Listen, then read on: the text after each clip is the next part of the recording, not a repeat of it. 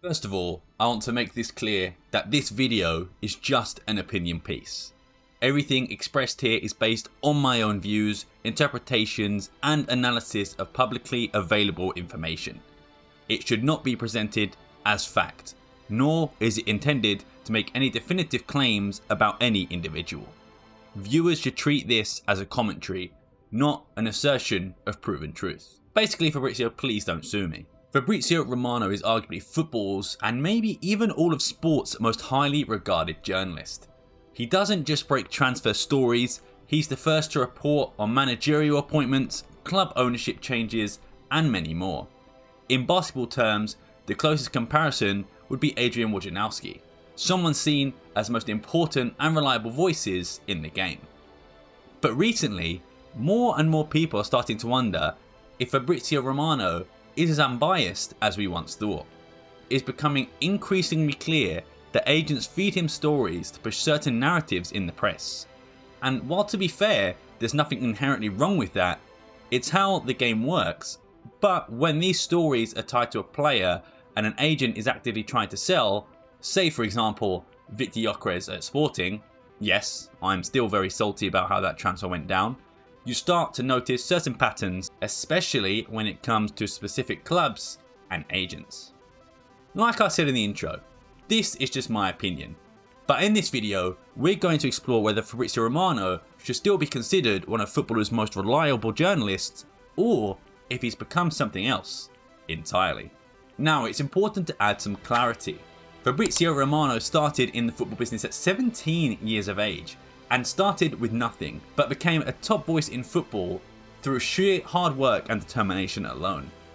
Fabrizio Romano would write as a freelancer on small websites at age 17 in Naples about certain players, and he himself said his first big break was actually someone calling from La Masia in Barcelona. The caller wasn't an agent, but he wanted to use the online buzz that Fabrizio Romano created to gain influence in player management. The two players were Mauro Icardi and Gerard Deulofeu. Fabrizio published information about the two on this website, and his comments directly led to the signing of Mauro Icardi from Barcelona to Sampdoria and later Inter Milan. So basically, Fabrizio Romano is the reason that Maxi Lopez lost his wife to Mauro Icardi. But this was Fabrizio Romano's first big transfer scoop, but it solidified him in Italy. He would move to Milan and join Sky Sports Italia, where he spent years deeply involved in transfer news, networking with players, clubs, agents and intermediaries, not to mention presidents as well, in restaurants, hotels and club grounds during transfer windows. And then Fabrizio Romano changed the game entirely. Before him, we all had to wait for the morning newspapers, scroll through endless gossip forums or keep Sky Sports News open on deadline day, hoping for a scrap of credible information or a dildo being thrusted in someone's ear. But Fabrizio Romano tore up that rulebook.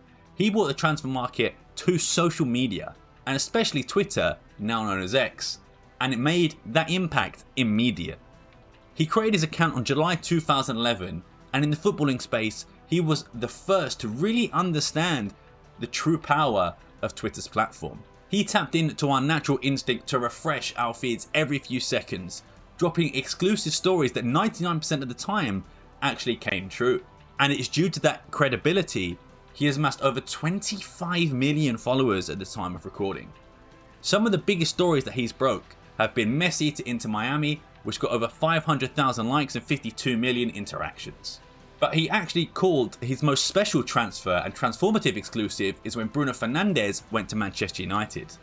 He famously denied that he was going to leave in the summer, only to break the news in January with a picture of Bruno Fernandes on a private jet, cementing his reputation internationally. But for me, arguably Fabrizio's most famous deal was Marc Cucurella to Chelsea from Brighton. You see, Fabrizio was adamant the Spanish left back would join Chelsea in the summer of 2023, but unlike his other stories, the club, Brighton, themselves released a statement, saying that it was quote, inaccurate reporting, end quote. And that threatened Fabrizio Romano's reputation. And many had already begun to think this was his status as a cemented reliable journalist was over. But Fabrizio, to his credit, held his nerve and doubled down, and he was vindicated when the move went through 2 days later. From there, Fabrizio Romano only went from strength to strength. almost always the first to break a transfer story, and in the process becoming one of the most respected voices in football journalism. And make no mistake about it, Fabrizio Romano is exceptional at what he does. He's worked tirelessly to earn his place at the very top of the transfer and footballing game. But there is another side to the story, a side that many fans and critics have begun to notice. Patterns in his transfer reporting that seem to repeat, almost like a formula. The first to call this out in early 2024 was Danish outlet Tipsbladet. Tips. They published an investigation claiming Fabrizio's company had approached clubs, including Danish giants FC Copenhagen and Norwegian side Vålerenga, and he approached them with offers to pay for mentions in his social media posts. The reported rate? Around €1,000 for a single mention, with the higher prices for video features. Both clubs confirmed they had been contacted, and both turned the offer down. So far, Fabrizio Romano has not publicly commented on these accusations. And that's all they are at this point, just accusations and allegations. Now, I'm not claiming to know whether these allegations are true, but there does seem to be a possible pattern suggesting they could be. And there is one agent that I think there is definitely a pattern with, and that is Hasan Cetinkaya. Hasan is a Swedish football agent who serves as the CEO of HCM Sports. His client list includes some high-profile names like Frankie de Jong, Donny van de Beek, Emil Forsberg, Victor Lindelof, and of course, Victor Gyökeres. Now, it is the last name on that list that we are focusing on today, and I know what you're thinking, you're just a sporting fan, you're salty that Victor Gyökeres left for Arsenal, and well, yes, but that's not the point of this conversation.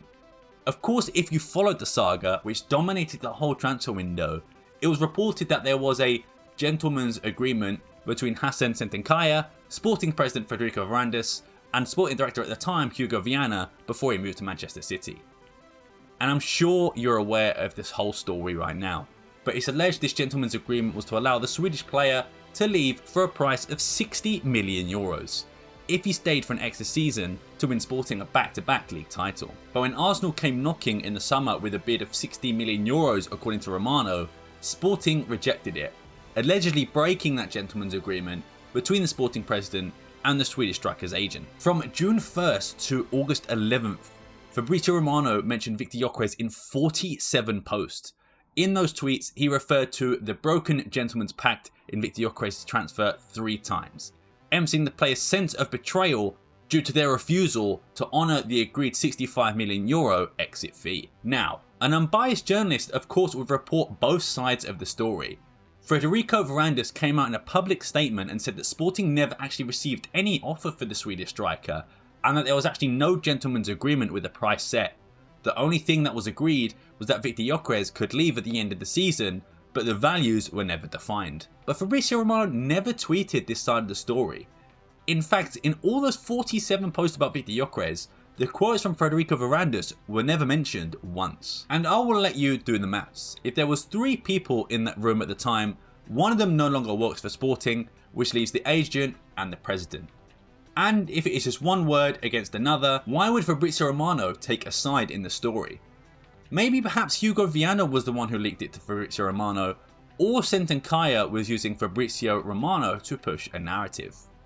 Based on the analysis of Fabrizio Romano's tweets, he mentions Hasan Cetinkaya 20 times since 2024, often positively highlighting his role in deals, e.g. waiving commissions for Gyökeres to Arsenal, and also calling him a quote super agent. And he has even ended up with a picture of Victor Gyökeres and Hasan Cetinkaya that wasn't posted on any other social media sites, but ended up on Fabrizio Romano's page with his watermark over it. But disregard Gyökeres for a second. Every time Hasan Cetinkaya moves a player, Fabrizio Romano always makes sure to mention him with a photo, as you can see in the evidence above. But enough about Cetinkaya, he's not the only person in this story. Let's talk about Chelsea, a huge football club in world football that would naturally have a huge transfer network. But Fabrizio Romano seems to go above and beyond for Chelsea. In Fabrizio Romano's latest 1000 Twitter post, Chelsea appears in approximately 200, that's 20% of always 1000 tweets. In those 1000 posts, after Chelsea, Juventus is next with an approximate 110. However, the argument to this is that Chelsea literally buy everyone. so it's no wonder why Fabrizio Romano reports on them so much. And whilst I guess that is true, he's even tweeting about 15, 16 and 17-year-old academy players that are joining Chelsea's academy. And lastly, on the transfer topics, his reputation did come under scrutiny, especially last year, due to his consistent coverage and perceived support of the controversial Mason Greenwood. Now, Mason Greenwood, of course, was accused of serious domestic abuse and became a polarising figure in the football world because of it. Romano's regular updates and posts about the Englishman sparked outrage online, particularly among neutral fans and those sensitive to the nature of the allegations against the player. The core of the controversy lies in the perception that Romano is using his platform to rehabilitate Greenwood's image, despite the disturbing evidence that exists still to this day against him. Some fans speculate that Romano's motivations might be financially driven, suggesting Greenwood's entourage and team is paying him for the glowing coverage. Others believe that Romano is simply chasing engagement, knowing that the player's name stirs very strong reactions online and engagement. And I would imagine that Fabrizio Romano's money comes from a lot of Twitter interactions due to him having Twitter Blue and Elon Musk's payout system, which is based on engagement and interaction. And people say he's ruined the transfer market, that he spoils it. But to be honest, if you want to avoid spoilers, it's simple. Unfollow him, block him, delete X. But many choose not to, because deep down Fabrizio's information and other football transferring journalists, such as David Ornstein, is usually spot on. About 99% accurate when it comes down to the final transfer or the outcome. The real issue isn't the accuracy though, it's how Fabrizio gets there. His reporting often shows bias, putting certain clubs, ages and players on a pedestal above the others. Which raises the question, is Fabrizio Romano really a journalist? Or is he something else entirely? And that is the end of this video, ladies and gentlemen. What do you think about Fabrizio Romano? I am sort of 50-50. I think he works hard and obviously he's got to where he is because of that. And he's very good at what he does. But it's clear that sometimes he favours players over another. But I guess that's always been in football. That's always how football works with newspapers and stuff like that. But what do you guys think? What do you think of Fabrizio Romano? Has he fallen off a bit? Has your opinion of him changed in any recent transfer sagas? Please let me know in the comments down below. I'm in Sam. Thank you very much for watching. I will see you next time and peace.